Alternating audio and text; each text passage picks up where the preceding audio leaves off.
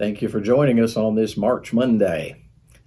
Jesus has the crowd that's come to arrest him, and the disciples, he's told them that they're going to flee from him, and they said, no, we're not. And he was telling them, your flesh is weak, and you're going to do what I said you're going to do. And in this passage, indeed, they do flee, but they haven't yet. Remember, he talks to the disciples first. He says, I could have called 72,000 angels to deliver me, but we're going to do God's will and we're going to fulfill prophecy here. And then he turns to the arresting crowd and he says, you've come out with swords and clubs to arrest me like you would against a robber. Every day I used to sit in the temple teaching and you did not seize me. But all this has taken place to fulfill the scriptures of the prophets. And then the disciples ran off. The disciples fled like he said they were going to do. Why did he ask them that question? Jesus never did ask a question because he was wondering what the answer would be. He always asked a question so that you would examine yourself. I remember when I was a sophomore in high school, I pledged a band fraternity. We had 220 kids in our high school band, and we had a fraternity called Kappa Psi Kappa. And if you were a pledge, you had to earn 20 pennies in order to get put in the Kappa Psi Kappa. And, you would do various things like go buy a Coke for a member or sing a certain song that was the pledge song or something like that. Well, there was a baritone player that weighed about 400 pounds. And a couple of the members in the band said, Pledge Coker, if you give him a piggyback ride from the road to the band room, we'll give you 6 pennies. And so I hoisted him up on my back and I gave him the piggyback ride. Sophomore in high school, felt pretty studly. Now I'm at Falls Creek and I'm in my 40s. And we're in front of the Baptist bookstore. And there's a high school guy, and there's another guy named Bear, you can imagine.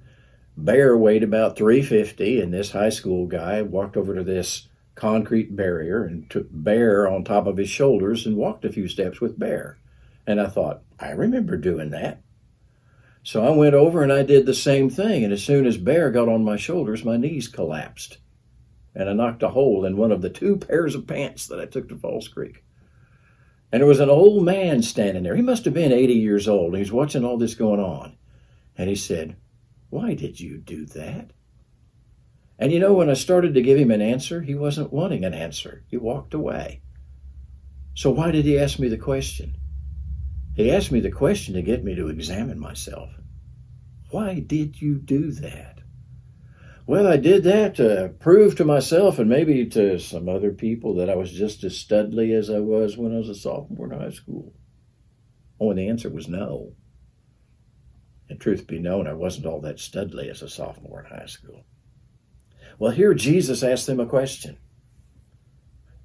Why did you come with swords and clubs when I was with you in the temple teaching daily? In other words, examine yourself. First of all, what good is it going to do with your swords and clubs if I have 72,000 angels at my disposal? It wouldn't do you a whole lot of good. Yeah. But examine your motives. That's what he wanted them to do. Later on, somebody was going to order him to be struck. And he said, why did you order me to be struck? What did I do that would cause you to do that? Examine yourself. Well, what was their motive? Well, the whole thing was about him calling them hypocrites, driving the money changers out of the temple, so he hit their pocketbook and he hit their pride. And so their motive was power and influence. In John chapter 11, after he had raised Lazarus from the dead, they said, now more people are going to follow him and the Romans are going to come and take away our place and our name.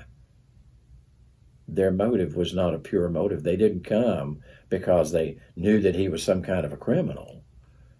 Their motive was they wanted to get somebody out of the way that was interfering with their pride and their money. And so he was saying, examine yourself. Why are you doing this?